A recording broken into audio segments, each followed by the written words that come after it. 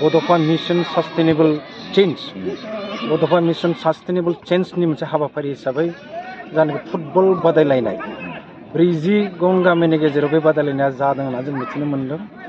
दा जिल्ला कमिटि आरो आनसलिक कमिटि एबसुनि नाजानायाव बे मोनसे गिदिर मोनसे बादायलायनाय बे बादायलायनायनि गेजेरजों जोंनि जानाखि मिशन जोंनि साननाय हनाय जोंनि बे ओनसोलनि गासै बर'जों लोगोसे गुबुन हारिफोरनि गेजेराव मोनसे मोजां सानलायनाय मोनसे इउनिटि मोनसे इन्टिग्रिटि निस्सय बियो फैगोन।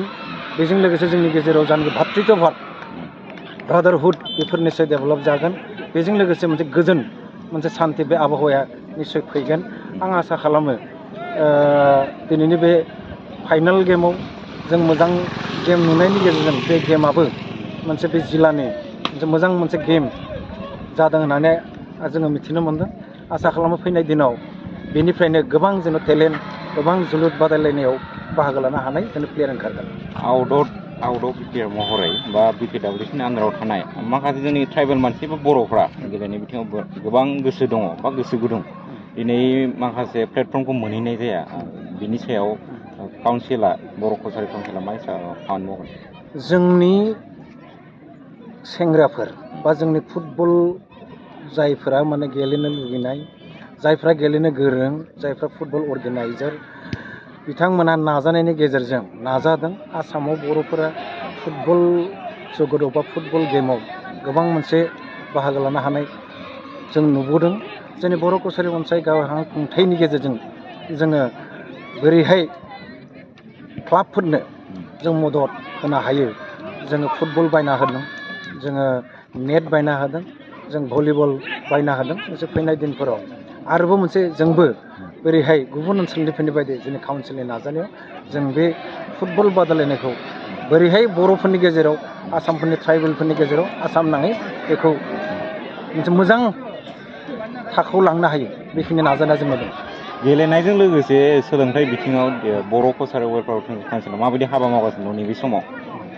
जोङो गेलेनायखौ लांफानायजों लोगोसे जोंनि फुटबल बा स्पर्ट्स डिपार्टमेन्टआ जाखिनि हाबाफारि लादों बेजों लोगोसे बिसेसखौ जों गुरुत्व होनाया जोंनि जानाखि सोलोंथाइखौ जे बड' इडुकेसन बड' बिजोंखौ जों टप प्रायरिटि हिसाबै जों खामानि मावगासिनो दङ।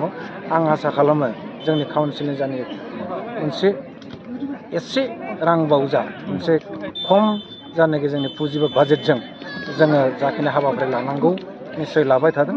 बिसेसकय जोङो जोंनि कुवालिटि इडुकेसन होनायाव आरो बर' भेन्सारफोरखौ आरो जेबोनाखि टिचार्सनि फोरोंगिरिनि अभाब बेफोरखौ बोरैहाय सुफुंनो हायो बेखौ जों आसाम सरकारनि सोलोंथाइ डिपार्टमेन्टनि मन्थ्रि डक्टर रनज पेगुजों जों सावरायबाय थादों।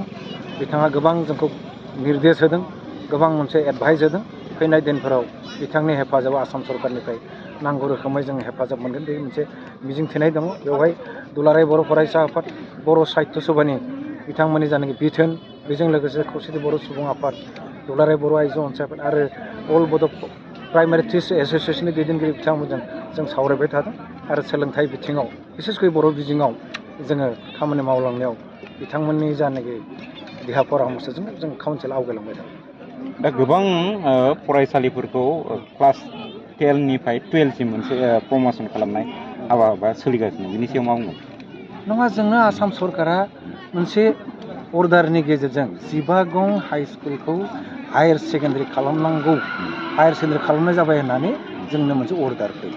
बिनिनो मैया सतिश बसुमतारी बड' हायार सेकेन्डारि स्कुलखौ मैया बेखेवदों। आं गावनो बेखेवदों। मैयानिफ्राय क्लास जागायजेनबाय। दिनै बे सतिश बसुमतारी बड' हायार सेकेन्डारि स्कुला सानजारि नोगोर सिमेन्ट सापरियाव बा धेमाजि जिल्लायाव लखिमपुर जिल्लायाव बे हायार सेकेन्डारि स्कुला जोंनि सोलोंथाइ बिथिङाव गोबां मोनसे बिहोमा, गोबां मोनसे फैनाय दिनफोराव बर' इडुकेसनाव मोनसे माइलस्टन हिसाबै जागोन होननानै आं सानदों।